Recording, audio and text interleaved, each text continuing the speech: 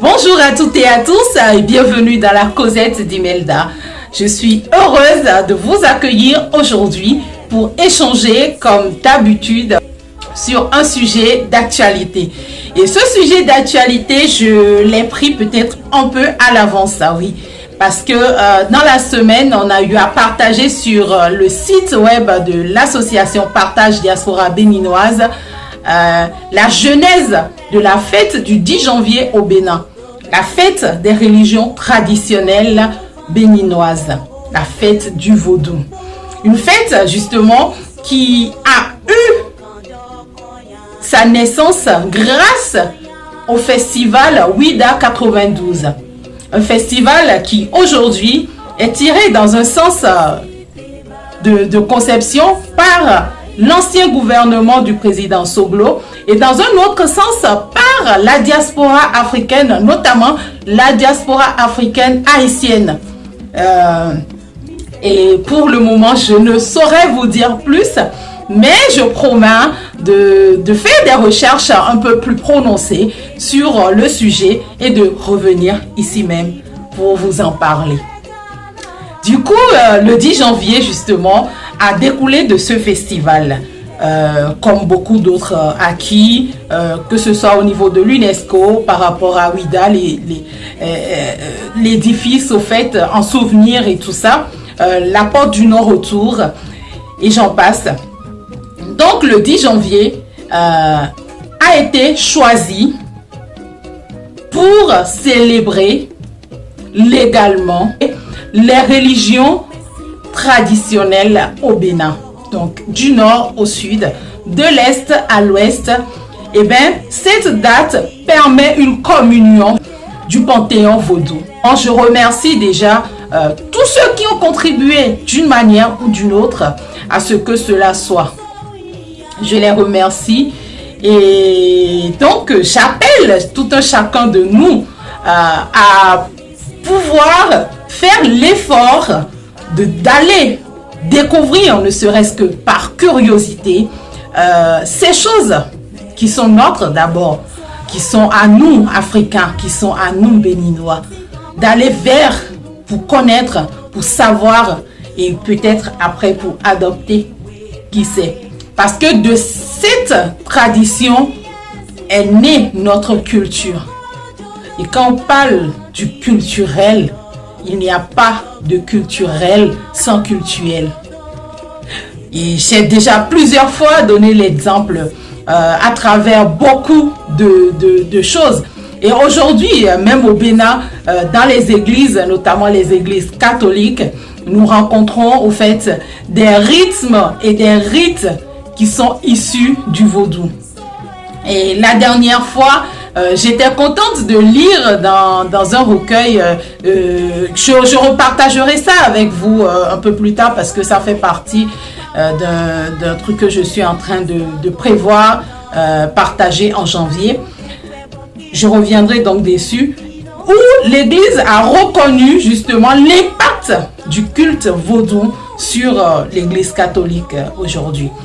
Du coup, j'invite vraiment chacun de nous à aller vers notre chose. À aller vers notre chose.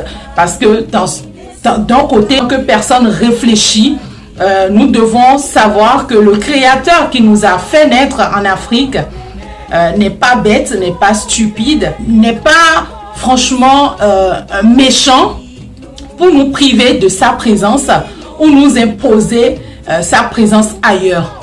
Tout simplement. Et qu'il est omniprésent et qu'il se manifeste à sa manière où il veut, quand il veut et comme il veut.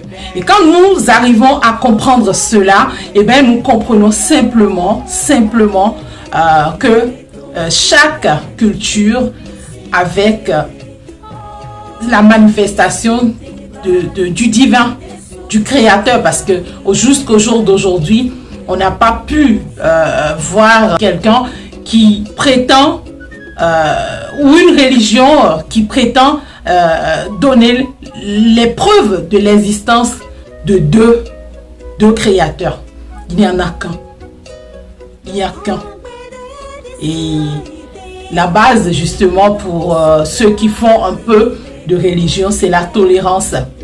Et quand on est tolérant, on va vers la personne, on essaye de comprendre. Et pour nous qui sommes africains, qui sommes béninois, nous n'avons pas à être tolérants envers nous-mêmes déjà, puisque nous sommes obligés de reconnaître d'abord qui nous sommes pour pouvoir accepter et tolérer les autres. Aujourd'hui, nous nous rejetons pour dire vouloir tolérer les autres. Ça ne se fait pas comme ça. Pour aimer les autres, il faut d'abord s'accepter. Et c'est à ça que je nous invite. Oui, aujourd'hui, le monde est toujours secoué par la Covid. Mais pour ceux qui seront au Bénin, pour ceux qui pourront être au Bénin, eh bien, je les invite à faire le déplacement du nord au sud, de l'est à l'ouest. Il y a des manifestations. Que ce soit à Cotonou, que ce soit à Ouidah, que ce soit à Calavi, que ce soit dans le Mono, dans le Koufo, il y a des manifestations partout. Et c'est comme des journées portes ouvertes également, donc vous pouvez découvrir. Et ceux qui seront à l'extérieur, eh bien, je leur donne rendez-vous sur nos pages de réseaux sociaux où nous allons justement vous faire vivre 2 jours, c'est-à-dire le 9, nous aurons une conférence qui permettra justement de connaître un peu plus la chose. Nous aurons comme invité des sachants. Nous mettrons l'affiche d'ici mardi, mercredi sur notre page et vous allez voir. Vous pouvez vous inscrire également pour participer en direct ou suivre ça directement comme vous voudrez. Suivre le débat ou participer le 10 janvier, le lundi 10 janvier 2022, et bien vous allez suivre une cérémonie. Ce serait une surprise, je n'annoncerai pas si ce sera la cérémonie officielle ou si ce sera une cérémonie dans un département de notre choix. Mais ce qui est sûr, vous allez suivre une cérémonie, vous allez vivre le vaudou en direct, j'ai envie de dire. Vous allez vivre ce que vous pouvez au fait voir. Nous n'allons pas profaner non plus ce que nous défendons. Nous n'allons pas aller outre les limites qu'on nous tolérera. Et donc voilà, donc je vous donne rendez-vous pour cela. J'aimerais finir en parlant de la chefferie traditionnelle. La chefferie traditionnelle qui aujourd'hui, en coup, on voit des majestés sortir de partout, des altesses, des vénérables, des vénérés. Franchement, un mélange qui ne dit pas son nom. Quand je vois au jour d'aujourd'hui tout ce mélange, déjà que sur les réseaux sociaux, quand on parle de la culture béninoise, eh bien, on sort les portefeuilles magiques. On dit ouais c'est ça, la réputation qui précède, franchement ça fait mal au cœur. Et j'espère et je demande à ce que justement le gouvernement, dans la mise en place réelle de la loi sur la chefferie traditionnelle, il puisse prendre en considération ces paramètres pour décourager